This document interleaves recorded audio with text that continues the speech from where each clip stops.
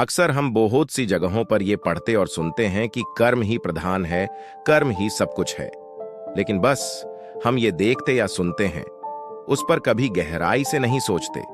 हम बस चाहते हैं कि हमें सब कुछ मिल जाए, लेकिन उसके लिए उतने प्रयास नहीं करते जितने हमें करने चाहिए।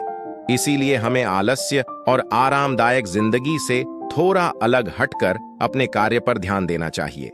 साथ ही हमें यह भी ध्यान रखना चाहिए कि कौन से कार्य हमारे लिए ज्यादा जरूरी हैं। जिस तरह प्रत्येक महापुरुष ने कर्म की प्रधानता को स्वीकारा है, उसी तरह गौतम बुद्ध भी कर्म की प्रधानता को स्वीकारते हैं। गौतम बुद्ध के जीवन के इस प्रेरणादायक प्रसंग में बुद्ध ने हमें कर्मों का महत्व समझाया है। साथ ही इस प्रेरणादायक प्रसंग में महात्मा बुद्ध ने यह भी समझाया है कि कौन सा कार्य कब महत्वपूर्ण है। तो चलिए जानते हैं बुद्ध ने इस प्रसंग के द्वारा हमें क्या समझाने की कोशिश की है। अपना सारा राजपाट छोड़कर महात्मा बुद्ध ने संन्यास ले लिया था। वे शहर गांव घूमकर लोगों को उपदेश देते थे। एक बार गौतम बुद्ध अपने एक किसान भक्त के यहाँ प्रवचन के लिए गए थे। किसान ने शाम के समय उनके प्रवचन का आयोजन किया। सारे ग्रामवासियों को भी सूचना दे दी कि शाम को उसके यहाँ महात्मा बुद्ध का प्रवचन है।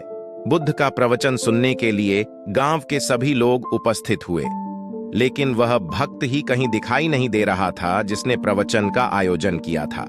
किसान को प्रवचन में अनुपस्थित देख गांव के लोगों में कानाफूसी होने लगी कि ये कैसा भक्त है, प्रवचन का आयोजन करके स्वयं ही गायब हो गया। क्या उसे इतना भी पता नहीं कि आज उसके यहाँ महात्मा बुद्ध का प्रवचन है? जब उस भक्त की कोई सूचना नहीं मिली जिसने प्रवचन का आयोजन किया था, तो बुद्ध ने उसके बिना ही प्रवचन शुरू कर दिया और गांव के सभी लोगों ने बड़े प्रेम और आदर के साथ बुद्ध का प्रवचन सुना। प्रवचन खत्म होने के बाद सभी लोग अपने अपने घर चले गए। रात में किसान घर पहुंचा और बुद्ध के समक्ष उपस्थित हुआ। बुद्ध ने पूछा, कहां चले गए थे? गांव के सभी लोग तुम्हें पूछ रहे थे। किसान ने कहा, तथागत, दरअसल प्रवचन की सारी व्यवस्था हो गई थी, पर तभी अचानक मेरा बैल बीमार हो गया। पहले तो मैंने घरेलू उपचार करके उसे ठीक करने की कोशिश की। जो संभव प्रयास मैं कर सकता था मैंने किया, लेकिन जब उसकी तबीयत ज्यादा खराब होने लगी तो मुझे उसे लेकर पशु चिकित्सक के पास जाना पड़ा। अगर नहीं ले जाता तो वह नहीं बचता। हे बुद्ध, आपका प्रवचन तो मैं बाद में भी सुन लूंगा। अगले दिन जब गांव वाले पुनः बुद्ध के पास आए तो उन्होंने किसान की शिकायत करते हुए कहा, यह तो आपका भक्त होने का दिखावा करता है, प्रवचन का आयोजन कर स्वयं ही गायब हो जाता है। बुद्ध ने उन्हें पूरी घटना सुनाई और फिर समझाया कि मेरे किसान भक्त ने प्रवचन सुनने की जगह कर्म को महत्व देकर यह सिद्ध कर दिया कि मेरी शिक्षा को उसने बिल्कुल ठीक ढंग से समझा है। उसे अब मेरे प्रवचन की आवश्यकता नहीं है। मैं अपने प्रवचन में यही तो समझाता हूं कि अपनी विवेक और बुद्धि से सोचो कि कौन सा काम पहले किया जाना जरूरी है।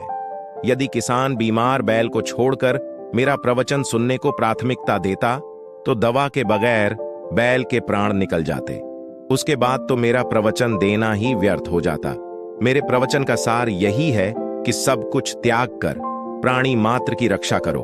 अपने द्वारा किए जा रहे कर्मों पर ध्यान दो, सही कर्म करो। इस घटना के माध्यम से गांव वालों ने भी उनके प्रवचन का भाव समझ लिया और सभी वापस अपने घर लौट गए। सीख दोस्तों, शुरुआत में मैंने आपको एक बात बताई थी कि हमें ये याद रखना बहुत जरूरी है कि कौन से काम पहले करने हैं और कौन से बाद में। बुद्ध की ये कहानी पढ़कर आप इस बात को और भी अच्छे से समझ गए होंगे। साथ ही आप ये भी समझ गए होंगे कि हमारे जीवन में कर्मों का क्या महत्व है। कर्मों के महत्व को समझिए और जिस समय जो जरूरी है वही कीजिए।